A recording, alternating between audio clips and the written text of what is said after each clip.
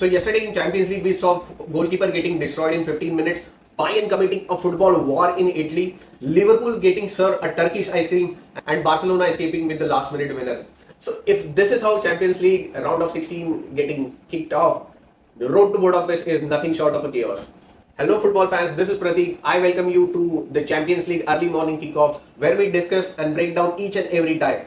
Just drama, tactics, controversy and humiliation.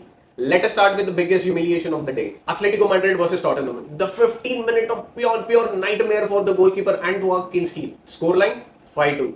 The game was over even before it started. Tottenham walked into Wanda Metropolitano, got completely ambushed. Within 22 minutes, they were 4 goals down. The story of the match was a young goalkeeper who made every possible mistake he could on that day. First goal, he slips. Second goal, he got easily deceived. Third goal, he directly passes to Julian Alvarez, who scores easy goal. And the result, Kinski was taken off in 17 minutes. Imagine that Champions League knockout stage, and you drop a stinger in under 15 minutes and taken off in 17 minutes. That's very harsh. Football can be very harsh, and this was one of those nights for Antoine Kinski. But the point is, even Atletico fans applauded for him as he was walking off. So Atletico did what Diego Simeone does best. They press, and press. They broke down each and every attack by Tottenham Hotspurs, attacked on counter, created lot of opportunities and punished Tottenham ruthlessly.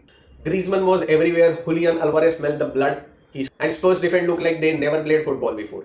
Let me say something controversial. They are absolutely not ready for Champions League knockout football.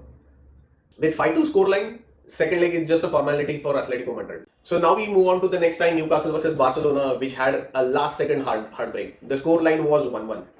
So if you ask me for my assessment, Newcastle were the better team on the day. They created lot of opportunity. They could manage to break into the Barcelona's highlights.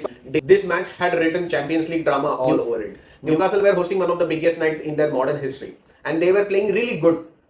I mean, they were caught offside 6 times. Despite that, they created around 16 shots on goal. The crowd was electric. Intensity was insane. And Harvey Barnes scored a goal on 86th minute. He was completely unmarked by any of the Barcelona defender. But then, on final kick of the game, Dani Olmo was found inside the penalty box. Lamine Yamal stepped up and he scored and equalized for Barcelona 1-1. And of course, the moment that will divide the fan, the penalty in the last second of the game. Was it a right call? Yes. Was it a soft call? Could be. But this is Champions League. If you ask the referee to make a decision, you are going to get punished. Worry for Barcelona remains their defense, which was all over the places. And Newcastle proved that they belong to this level. Of course, Barcelona will enjoy immense home advantage at Camp Nou, but we are all set for the exciting second leg. Atlanta versus Bayern Munich. The third match, Atlanta versus Bayern Munich. This was absolute murder. The scoreline does not define what Bayern Munich did on the pitch to Atlanta. 6 goals away from home, that too against the top-notch Italian side. That's a mockery of Serie A. This was not a football match. This was a tactical brilliance. Bayern pressed relentlessly, attacked in waves and converted all the possible opportunities they could. Man, we need to talk about Olise.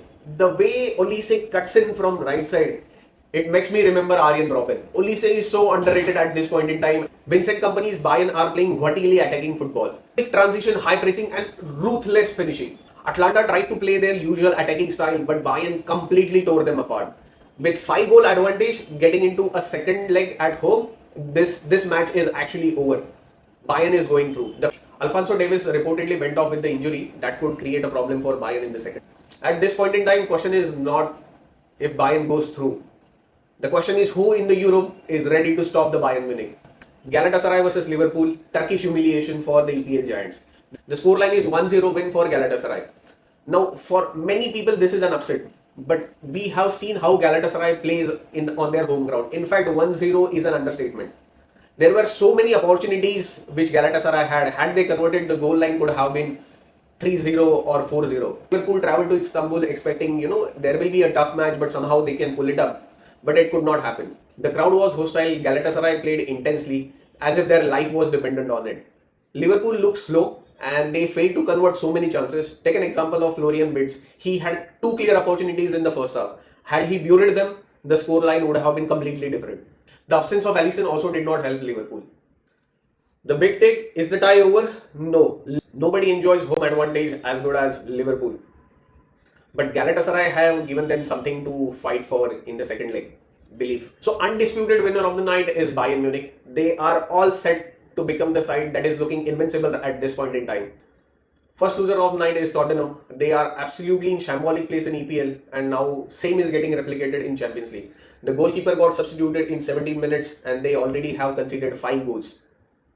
Second loser of the night is Liverpool's attack. They were all over the places. They just could not see where the goalpost was and squandered as many chances as they could.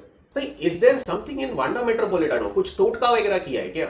I mean, Barcelona goalkeeper Joan Garcia, who is probably the best goalkeeper in La Liga, he fumbled in the Copa del Rey first leg at Wanda Metropolitano, gave away easy goal. Same happened with the Kinski. He also fumbled, and same happened with Oblak. He also gave away easy ball to opposition team, and Tottenham managed to score the goal out of it. So what exactly is happening at Wanda Metropolitano? I actually want to know that. But now I want to hear from you. Who was your best player of the night? Who was the best team of the night? And who did the worst on the night? Let me know in the comment section. I see you tomorrow early morning with the Champions League brief of the rest of the matches.